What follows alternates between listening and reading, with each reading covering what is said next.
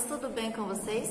Hoje mais uma aula de produção textual. Nós vamos estar voltando à abordagem no gênero que nós vimos na aula passada, que se chamava causo, né? Então nós vimos aí esse gênero textual, que foi lá na página 114, mas antes de nós começarmos a aula, né, especificamente aí abordando o gênero causo, a tia vai parabenizar vocês pela excelente avaliação de produção textual realizada na semana passada.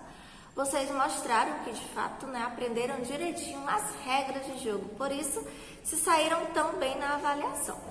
Então, hoje nós vamos estar continuando esse gênero textual. Nós vimos que esse tipo de texto, ele aborda situações engraçadas ou assustadoras.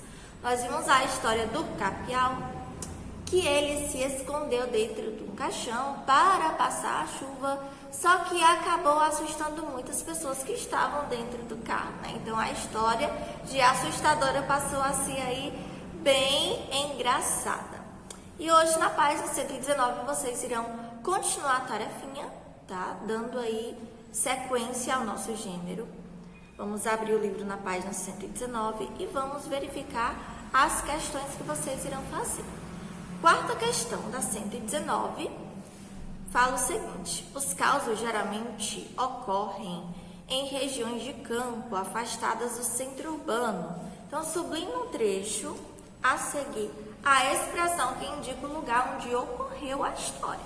Lembrando que regiões de campo, zona rural. Então, vamos observar aqui, né, alguma característica desse tipo de região, desse tipo de lugar.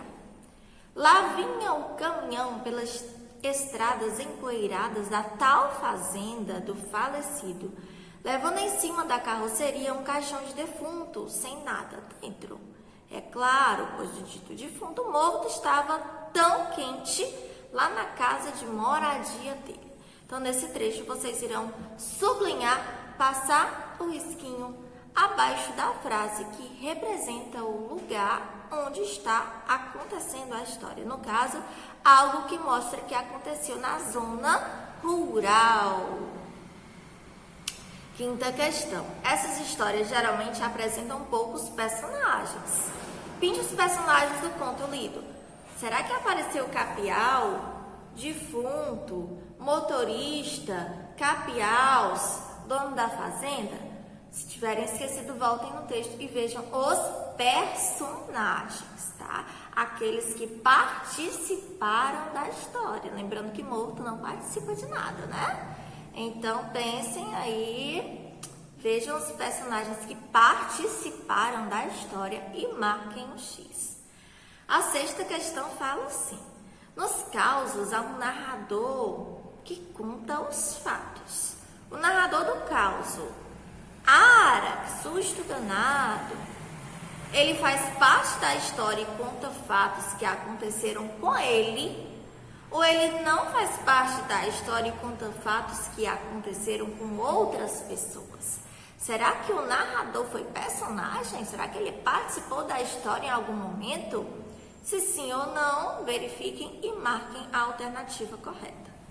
Sétima, leia o início do outro causo e sublinhe as expressões que indicam que o narrador conta uma história da qual ele não faz parte.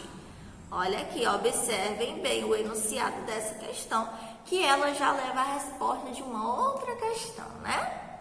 Fiquem atentos. A história de Teresa Bicuda eu mesma não presenciei. Nem conheço ninguém que tenha presenciado, pois Teresa viveu muito tempo atrás, num tempo bem antigo. O que eu sei é de ouvir contar, mas o João Fonseca dali da venda sabe quem é? O filho de Safira? Pois é, sim, já viu com os próprios olhos a ventania assombrada de Teresa Bicuda com seus maribondos e abelhas zangadas. E assim continua a história, né? No caso aqui, somente um trecho. Então, observem algumas partes dessa história.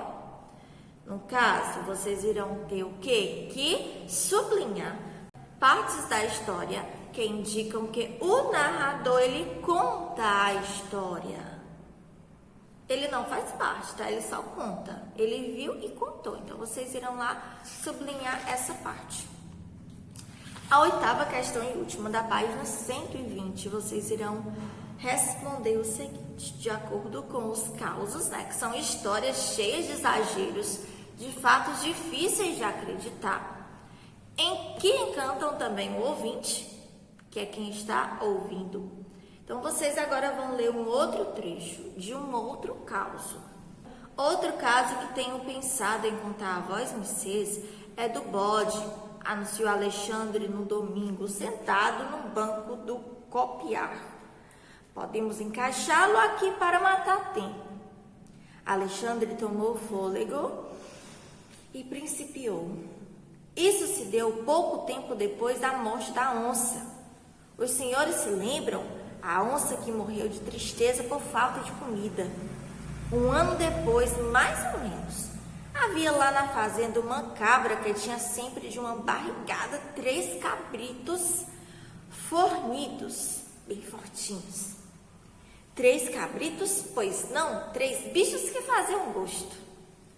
Uma vez, porém, nasceu apenas um cabrito, mas tão grande como os 3 reunidos, tão grande que o pessoal da casa se admirou. Eu disse comigo: isto vai dar coisa.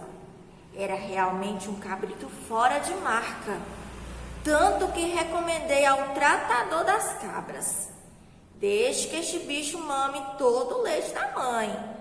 Quero ver até que ponto ele cresce. Mamou e cresceu, ficou um desportismo de cabrito. Eu tinha uma ideia que parece maluca, mas os senhores vão ver que não era. O animal daquele podia perder-se como um bode comum, seu Gaudêncio? Não podia, foi o que eu pensei. Quando ele endureceu, botei os arreios e experimentei-o. Saltou muito, depois amuniecou, caiu. E vi que ele ainda não aguentava carrego. Passados alguns meses, tornei a experimentar. Dei uns pinotes, uns pulinhos, correu feito um doido e aquietou-se. Achei que estava taludo e comecei a ensiná-lo. Achei que já estava na hora, já estava no ponto. Sim, senhores, deu um bom cavalo de fábrica, o melhor que vi até hoje. Então, observem aqui, né, que esse caso, geralmente os causos, como a gente já conversou, conta histórias, às vezes surreais, histórias cheias de exageros, que, de certo modo, elas não podem acontecer com frequência, né? Os fatos são difíceis, mas que também encantam as pessoas que estão lendo. Então, nessa primeira questão, vocês irão dizer o seguinte: que absurdos ou exageros são mostrados nesse caso? Sublinhe de azul no texto. O que foi de exagero que aconteceu? Qual foi a parte assim que vocês viram? Ah, tia, isso aqui não existe, não, é exagero demais, como é que pode, né?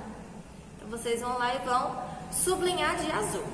E na letrinha B, nos causos, o tempo em que ocorre a história não é definido, ou seja, não tem um tempo certo, se é presente, passado, futuro, não tem. Vocês irão sublinhar de vermelho a expressão usada para marcar o tempo.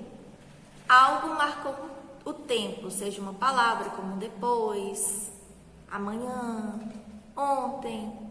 Vocês irão ver uma palavra que dá essa ideia de tempo, tá? Tempo passado, tempo presente, não importa, que dá a ideia de tempo. Irão sublinhar também, sublinhar dessa vez de vermelho, tá? Então, nossa tarefinha vai ser esta, página 119 e 120, nós vamos estar aí encerrando o gênero da semana, o gênero causo, uma história pra lá de engraçada ou assustadora, dependendo da história, tá? E hoje a gente vai fazer o encerramento desse gênero. Boa aula para vocês, bons estudos e não esqueçam de mandar os registros no meu WhatsApp. Tchau, até mais.